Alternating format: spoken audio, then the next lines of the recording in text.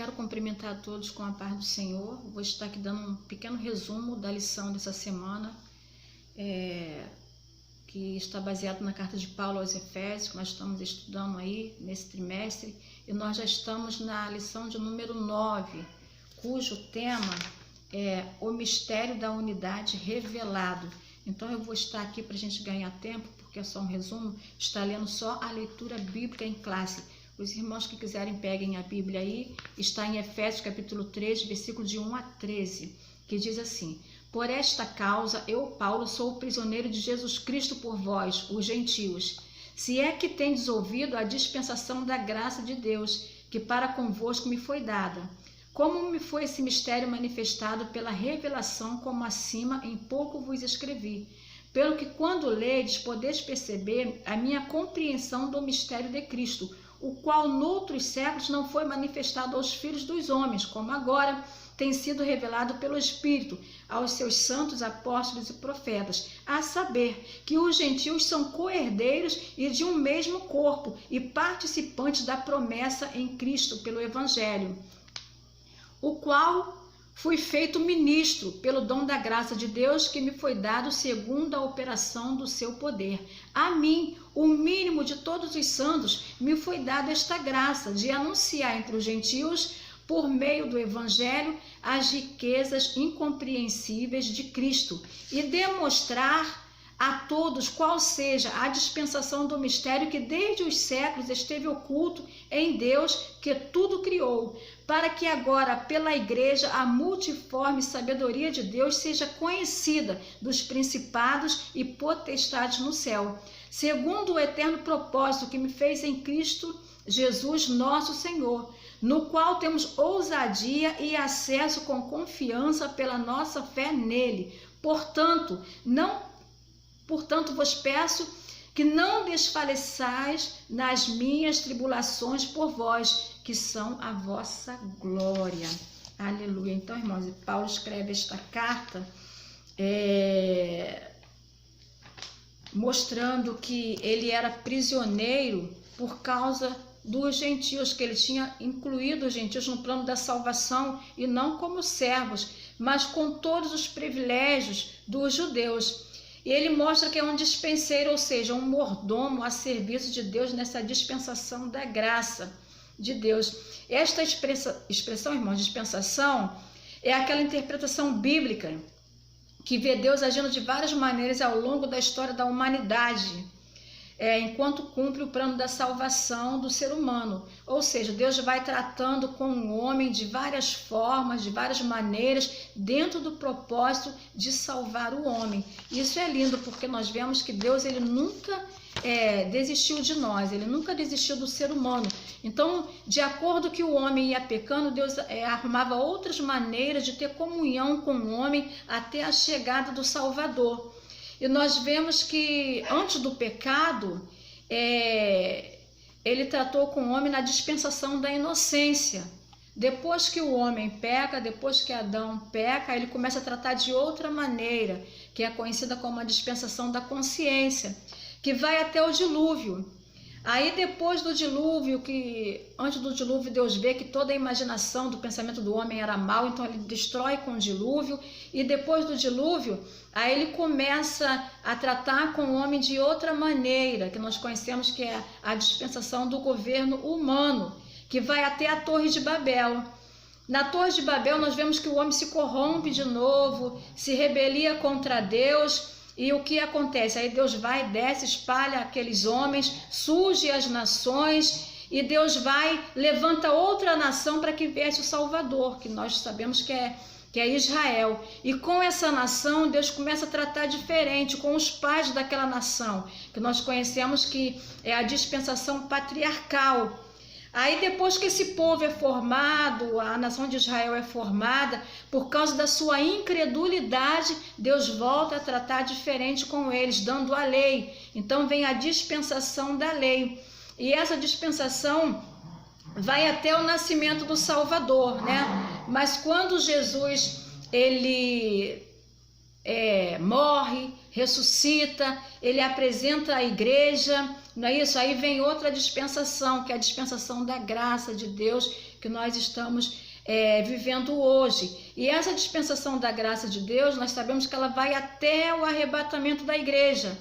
Quando a igreja é arrebatada, aí começa a grande tribulação aqui na terra. Depois da grande tribulação, Deus vem com outro modo diferente de tratar com o homem, que é a dispensação do milênio. Essa é a última dispensação. Então, Paulo aqui, ele fala nessa dispensação da graça, esse mistério, que é o mistério da igreja, né, que foi revelado ali, que ele diz que estava oculto, ou seja, não é que os homens não sabiam, os judeus não sabiam dessa dispensação, dessa comunhão, né? Que os gentios seriam incluídos no plano da salvação. Eles já sabiam, mas o que eles não sabiam é como seria isso, e o que eles não sabiam também é que os gentios teriam os mesmos privilégios que os judeus. Os judeus achavam que eles eram exclusividade, e que os gentios até poderiam entrar, aceitar o plano da salvação, mas seguindo todos os rituais mosaicos. Não era isso, né? Quando a Bíblia diz, em ti serão benditas todas as famílias da terra, falando isso para Abraão, em Gênesis 12, nós vemos que o que queria dizer ali, o que quer dizer isso ali, é que os judeus foi um veículo para que Deus ele se manifestasse a todas as nações. Olha que lindo, né? Através de uma nação escolhida, viria o Salvador do mundo, né? Que é Jesus. Mas após o Messias estabelecer esta aliança, não precisava mais de uma nação específica para manifestar a salvação do homem, né? A salvação veio pelos judeus, que é Jesus, né? E através de Cristo, a salvação viria para todos os povos, línguas e nações. E é esta a multiforme sabedoria de Deus que Paulo fala aqui, né? Todos estão em Cristo, separados do pecado, mas de várias maneiras, né? Cada um tem o seu modo de adorar a Deus, várias maneiras. E esta era a vontade de Deus, quando Deus espalha o povo, né? Ali surgem as nações. Deus queria que eles tivessem as suas culturas, os seus modos diferentes de viver, não é isso? E isso não é eliminado com o Evangelho. O Evangelho ele transforma, ele tira o pecado, ele, né, transforma o homem. Mas ele respeita as diversidades culturais humanas, né? E é isso que nós vemos, irmãos, lá no céu, em Apocalipse 5:9. Eu vou ler aqui para as irmãs, que esse versículo é lindo, que diz assim, ó. E cantavam um novo cântico, dizendo, digno és de tomar o livro e de abrir os 7 selos, porque foste morto, e com o seu sangue compraste para Deus homens de toda tribo e língua e povos e nações. Então é isso que nós vemos lá no céu, né? Aqueles 4 animais que são querubins e os 24 anciões representando ali os profetas e representando os apóstolos, né? E eles ali, observam, né, essa multiforme sabedoria de Deus, ali cantado com todos os santos, né? Todos os santos de todas as épocas. Então eles reconhecem ali essa multiforme sabedoria de Deus ali nos santos de todas as épocas. E nós, irmãos, Paulo diz aqui que nós somos testemunhas para o céu do poder e do amor de Deus, ou seja, nós estamos mostrando até aos anjos a multiforme sabedoria de Deus. Os anjos ficam admirados pela salvação do evangelho aos homens através da igreja, né? Então esse é o mistério que foi revelado pela primeira vez lá em Cesareia de Filipe, quando Jesus chega para Pedro e fala para Pedro, tu és Pedro, e sob esta pedra, que era Jesus mesmo, eu edificarei a minha igreja, e as portas do inferno não prevalecerão contra ela. Então Jesus ali, ele edifica a igreja, mas ele não dá detalhes, né? A revelação desse mistério nós vemos em Paulo, nos seus escritos. Nos seus escritos nós encontramos a doutrina, a posição, a maneira de andar e o destino da igreja. E nessa carta de Paulo aos Efésios nós vemos tudo isso. É uma carta rica, conhecida como a carta da igreja. Então é muito bom a gente estar estudando essa carta, né? Jesus, no seu ministério terreno, ele pregou o evangelho do reino. Nós entendemos isso, voltado para os judeus. E quando ele instituiu os 12 ali para uma missão, ele falou, ide às ovelhas perdidas de Israel. E é isso que nós vemos também quando ele encontra com aquela mulher cananeia. Ele fala, eu não vim senão as ovelhas perdidas do meu pai. Então Jesus, os seus sermões eram voltados para os judeus, não que alguns gentios se converteram pela fé, mas o evangelho de Cristo era voltado ali para os judeus. Mas quando ele morre e ressuscita, aí ele muda o seu sermão. Ele fala ali para os discípulos, olha, anunciai o evangelho a todo mundo, né? A toda criatura. Então em Jesus, depois que ele morre e ressuscita, ele agora abrange a todas as nações, a todos os homens, todos aqueles que creem em Cristo Jesus, ele passa a fazer parte dessa igreja, né? Então, Jesus, ele derruba ali aquela parede de separação que havia entre os judeus e gentios, e ele une um só povo, comprado com seu próprio sangue, né? Então, isso é lindo, irmãos. E Paulo, ele compreendia isto, que há um povo formado por judeus e gentios e que este povo deve anunciar por meio do evangelho as riquezas incompreensíveis de Cristo e demonstrar, né, aos principados e potestades no céu a multiforme sabedoria de Deus. Essas riquezas incompreensíveis, nós só compreendemos, irmãos, através do Espírito Santo. A Bíblia diz que um homem natural, ele não compreende as coisas espirituais. Então, só através do Espírito Santo, né, não da razão, mas do Espírito Santo, nós compreendemos essas riquezas aí incompreensíveis de Deus, né, que está na Bíblia. Como Paulo recebeu do Espírito Santo, do próprio Deus, nós recebemos também. Nós só compreendemos a Bíblia através do Espírito Santo. Por quê? Porque foi o Espírito Santo que deu a luz a todos os escritores da Bíblia para que eles escrevessem ali a Bíblia, que é a palavra de Deus.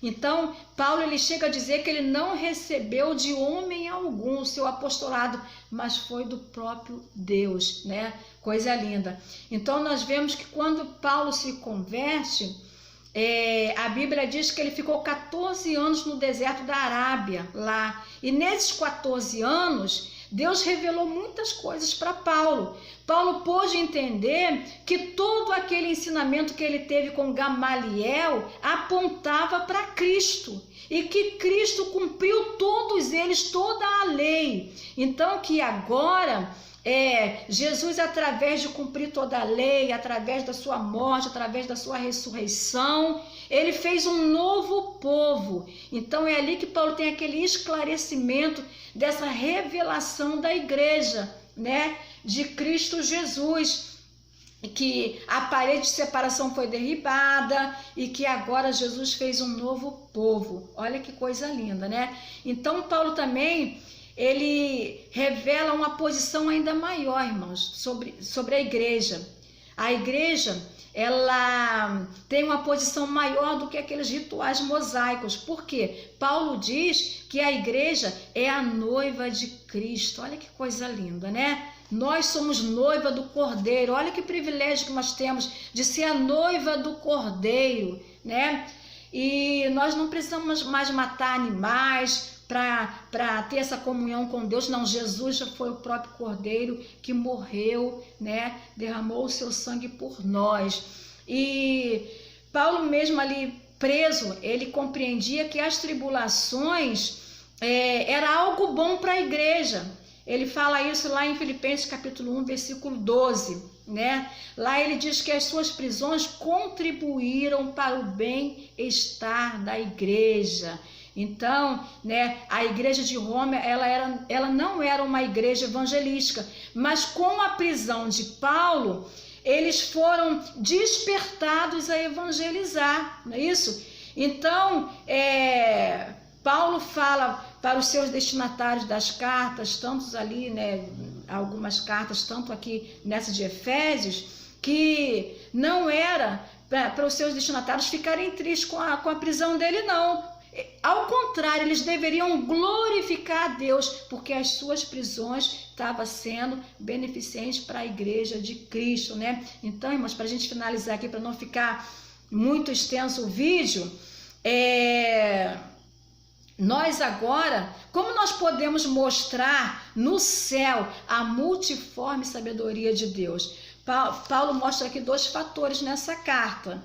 E ele diz que nós temos que entrar com ousadia e com confiança. Isso também está escrito lá em Hebreus, capítulo 10, versículo 19. Ou seja, o véu foi rasgado, nós devemos entrar com ousadia na presença de Deus, com um verdadeiro coração e interesse, certeza de fé, né? Então, nós proclamamos o mundo agora, essas riquezas incompreensíveis de Cristo, com essa ousadia, com essa interesse de fé, e aí nós vamos mostrar aos céus, as potestades, essa riqueza incompreensível de Jesus ali salvando a humanidade, comprando para Deus homens de toda raça, toda tribo, toda língua, e que nós fazemos parte, nós somos participantes. Então, irmãos, que Deus continue abençoando os irmãos, né?